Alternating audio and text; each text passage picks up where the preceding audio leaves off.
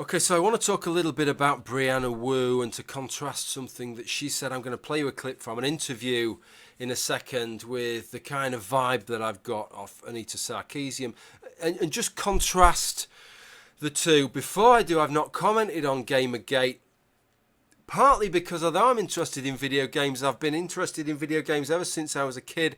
Had a sort of pre-Atari 2600 console, one of these ones that played about 10 fucking variants of Pong and nothing else. And I've played video games ever since. But I struggle to rouse a great deal of interest in the subject of the ethics of video games journalism. So I maybe haven't got that much interest in that. What I will say is that if you are somebody who's making threats towards anybody, you are effectively working for the other side. No side ever benefits from having threats made on its behalf, because the narrative that you want the discussion to be about just disappears into the ether, and the discussion starts to be about the threats that have been made, tediously so, I'm afraid. That's about all I want to talk about specifically with regard to Gamergate. But I was interested, this interview that Brianna Wu had was about Gamergate, but she made the following comment, and I just want to explore what she has to say a little bit. The people that are responding to Gamergate are responding to a culture that has been in video games for 30 years. You know, when I was growing up, my first video game system was a Nintendo Entertainment System in 1985.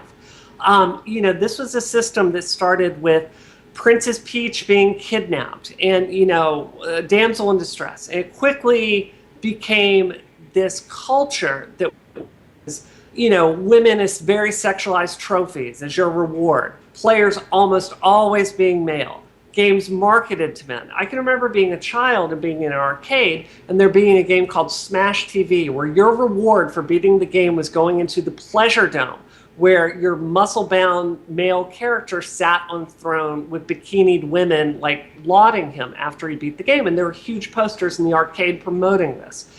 What I'm trying to say is Gamergate is a symptom of a deeper industry problem.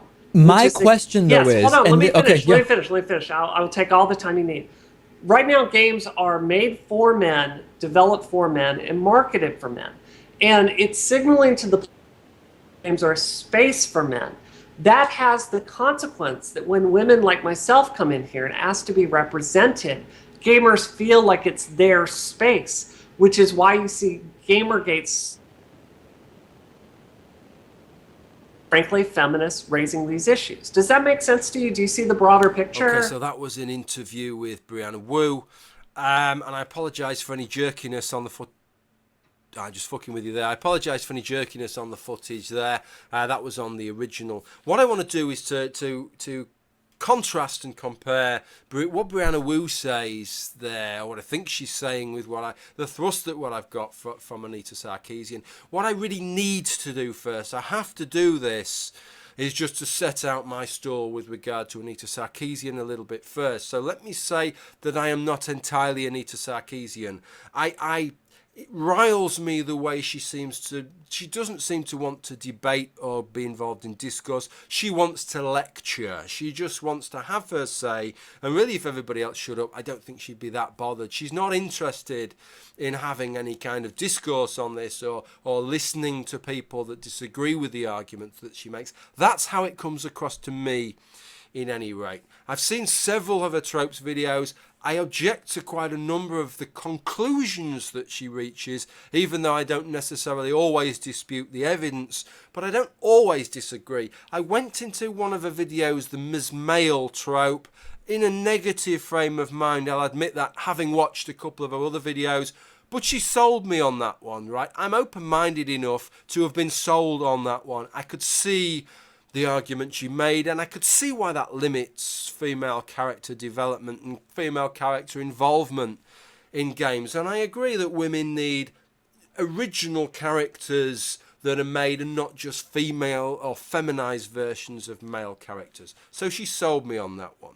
Where she always fails to sell me is the way she singles out sexual violence, or violence where there's any kind of sexual connotation or any kind of sexualized environment, over and above the 99.9% of often horrific graphic violence that exists in video games, because it seems to me that the arguments that she makes for those little bits she picks out of sexualized violence, the same argument can be made for the non-sexual violence that she so widely ignores. And even some of the things, the things she cites in her videos as evidence, they don't ignore it. They say, hey, we're making this argument about sexualized violence because we think that it could influence, not necessarily go out there and make people kill women or whatever, but it can affect their mindset.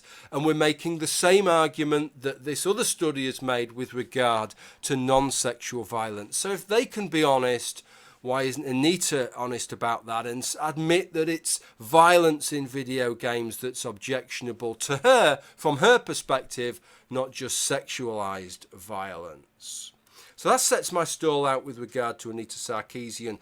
Let me just tell you what I think the argument Brianna Wu was making here, and then I'll set it alongside Anita Sarkeesian, and then maybe if you understand where I'm misunderstanding this, you can put me straight. So this is how I see it. What Brianna Wu is saying is that everything seems to have been, or the vast majority of content seems to be aimed at men, right?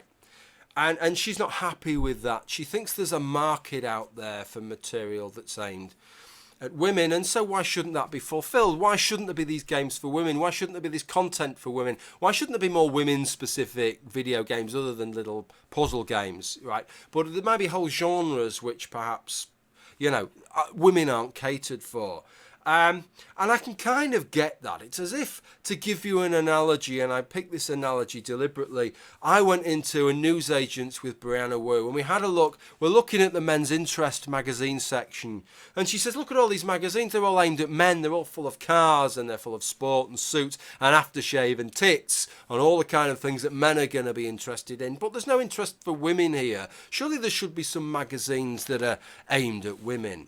But of course, she wouldn't do that. And if she did, I would say, well, it's okay, Brianna, have a look over here. Here's the women's interest magazine section. And there's at least as many magazines in this section as there are in the men's section. So it's okay. There are magazines that are made, that are marketed for and aimed at men. But at the same stake, there are magazines that are made, aimed and marketed for women. So that men and women both have magazines to suit their, what are anticipated to be their interests, and generally are, let's be honest. But there's also opportunities within the magazine making industry for men and for women, so everybody's happy. And I get the feeling from, based on what she'd said there, that that would be enough for her. She'd be like, fair enough, yeah, that's the kind of balance I'm looking for. But I never see that with Anita Sarkeesian. I get a totally different impression with Anita Sarkeesian.